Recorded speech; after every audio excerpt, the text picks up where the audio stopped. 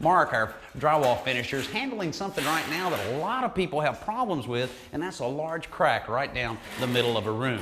Now, the reason for a crack like this is, in this case, the house is about 50 years old, so probably a little settlement has taken place and expansion and contraction that will cause this to happen. But Mark's dealt with this before, so Mark, what are you going to do to make this disappear? What's the best way to handle this? I'll tell you what I'm not going to do is I'm not going to go back through here and put caulking, because it's obvious that somebody had done that before, and here I am fixing it again.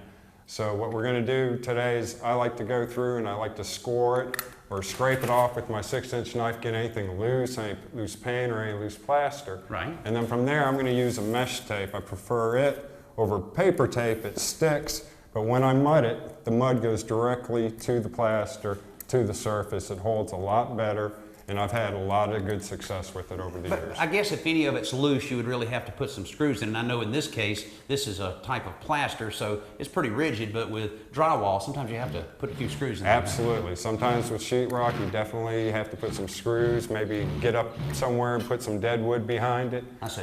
But for a plaster ceiling, I found that I do prefer the mesh tape over the paper. No air can get behind it, behind the mesh, like it does with paper, and I don't have to come back. All right, great. Well, we'll go ahead and let you take care of that. Let me know if I can help you anyway. Yeah, right. Mark knows mudding drywall is not one of my favorite jobs, but truthfully, using his advice, almost any do-it-yourselfer could tackle this job. A couple of drywall knives, a pan, some joint compound, and that mesh tape, you're in business.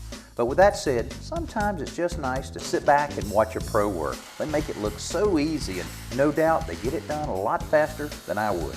It's also pretty hard to argue with the kind of results Mark gave us on this ceiling repair.